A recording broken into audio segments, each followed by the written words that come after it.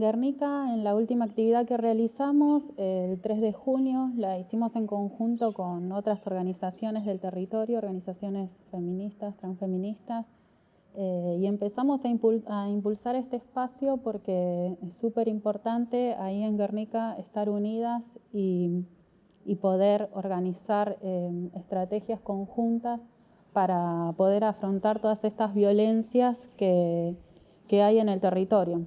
La última actividad la habíamos basado en cuanto a las preguntas que teníamos sin respuesta dentro de Guernica, y una pregunta que venimos haciendo hace 6 años es ¿dónde está Diana Coleman? Yo soy cantora y le pido a este pueblo de Guernica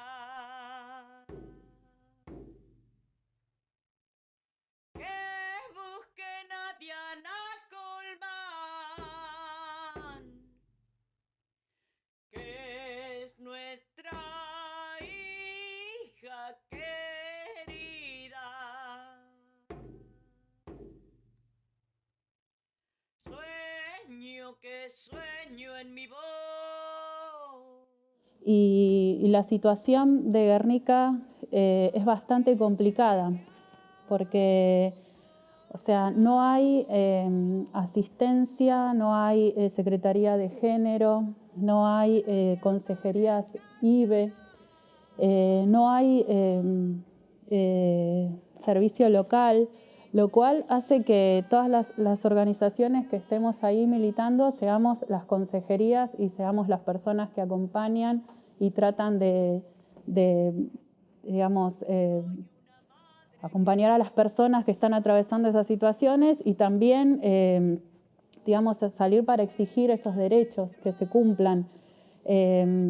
Los fiscales que tomaron la causa por Diana Coleman, la primer fiscal cuando desapareció fue La Roca, y se tomó vacaciones justo en los primeros días que había desaparecido Diana, que sabemos que son esenciales en las búsquedas por las desapariciones, y bueno, todo fue dificultando que desde el Estado se hicieran cargo de lo que tenían que hacer, que era encontrar a Diana Coleman con personal idóneo. Los fiscales se declaraban incompetentes, después pasó a otro fiscal que fue Condomí, que también fue responsable de la represión en la toma de tierras que se realizó en Guernica.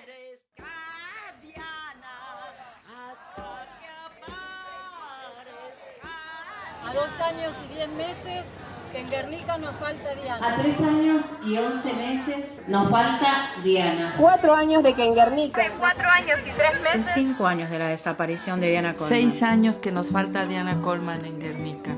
También después de Condomí también se declaró incompetente ante esa situación, y lo pasó a Guyot, que eso pasó para San Vicente, que es ahora también la fiscal que está involucrada en la búsqueda de Tehuel. Bueno, esa situación fue en cuanto a Diana Coleman, que todavía no hay respuesta sobre dónde está Diana Coleman. Y después, durante la pandemia, ocurrieron 3 femicidios. Nosotras contamos 3, pero pueden llegar a ser también 4. Para nosotras es esencial juntarnos con otras compañeras, por más que muchas no seamos profesionales en cuanto a poder hacer lo que podamos, o sea, cada una desde su lugar de acompañanta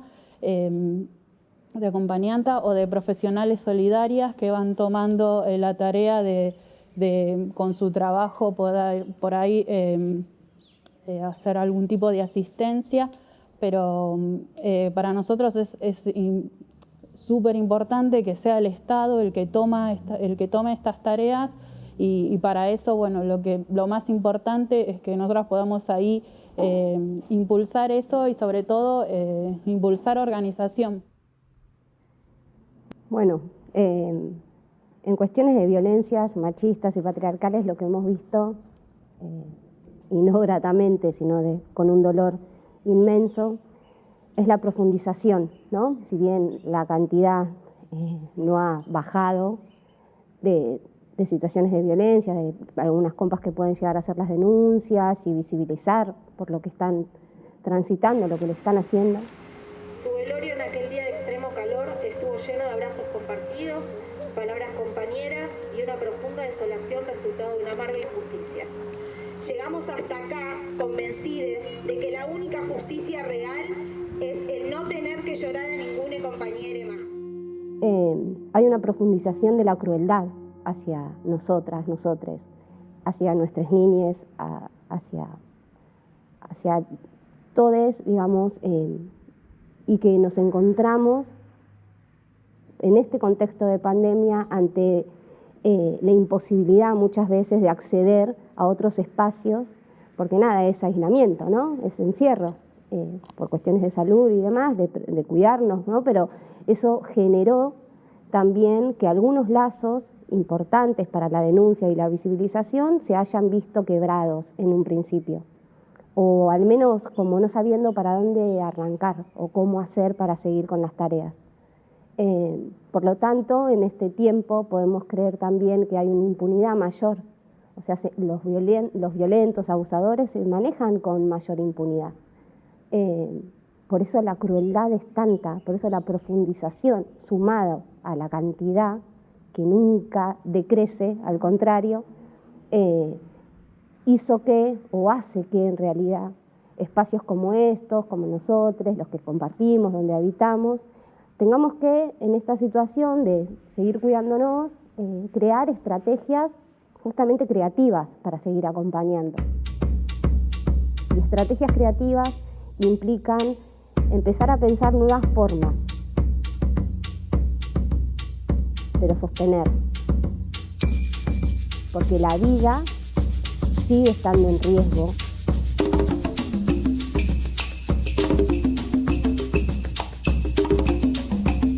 Y es esto, no son como se fueron dando, ¿no? en este último tiempo, no es que, listo, se comete el femicidio y como hay una historia, hay todo un proceso que hace que termine en un femicidio.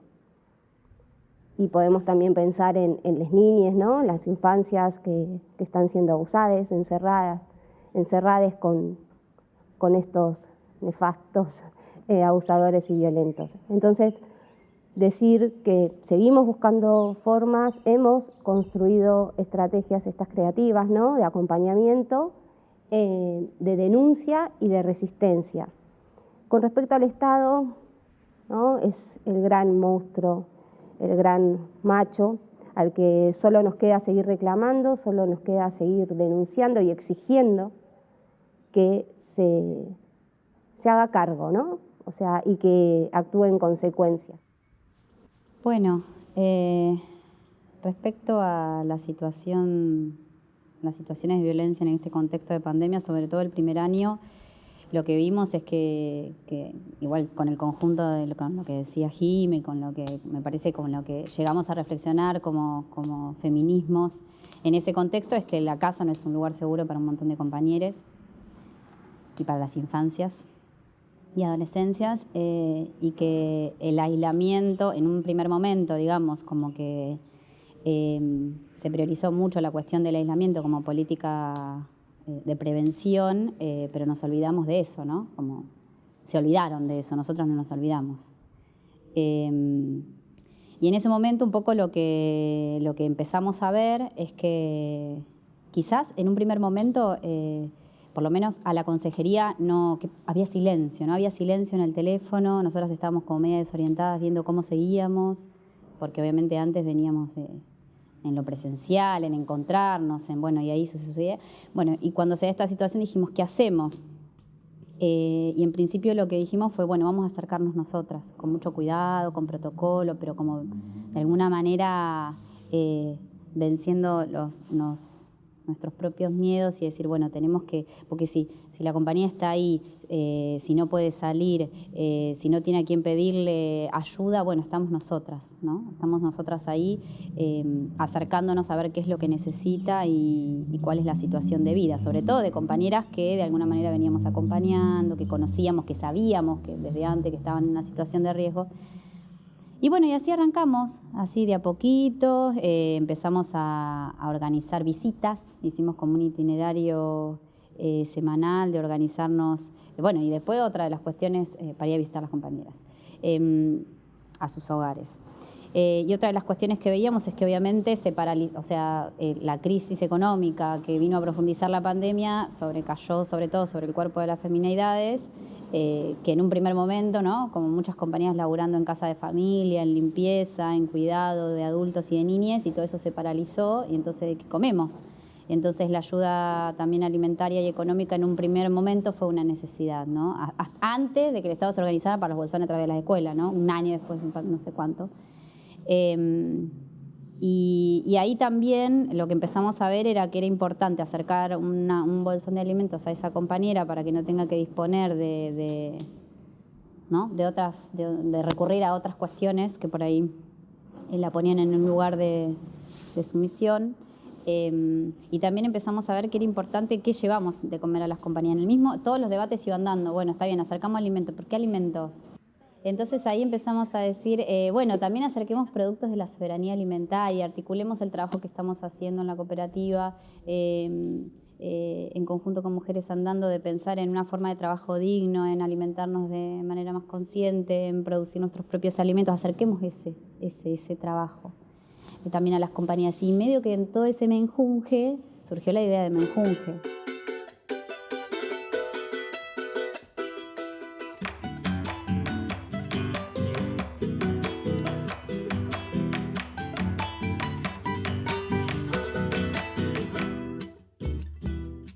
Que sea colectivo, que sea con las compañeras, que tenga que ver con nuestra salud, ¿no? Con nuestro cuidado, con los saberes que nos han quitado. Muchas compañeras con las que trabajamos son compañeras migrantes y entonces queremos recuperar todos esos saberes y revalorizarnos y que nos hagan bien. Así que en ese camino venimos, esas fueron un poco nuestras estrategias.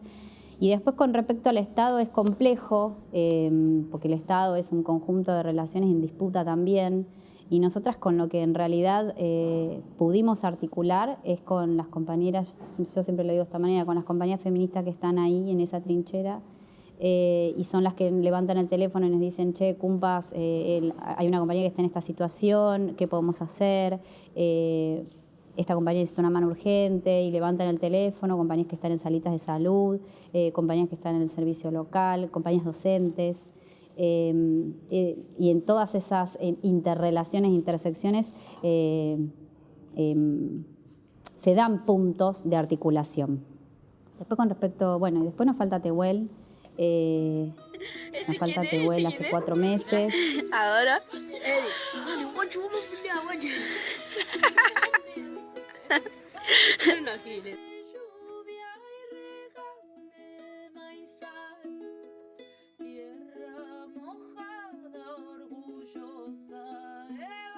¿Dónde está Tehuel? Desaparecido, el Estado responsable que aparezca vivo. ¿Dónde está Tehuel? Desaparecido, el Estado responsable.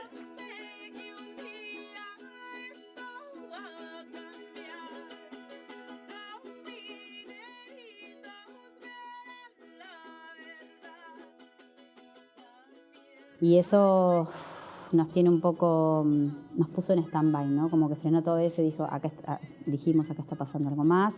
No es mucho lo que puedo decir con respecto a todo esto porque todavía lo estamos como tratando de entender y tratando de acompañar hasta donde la familia nos lo permite.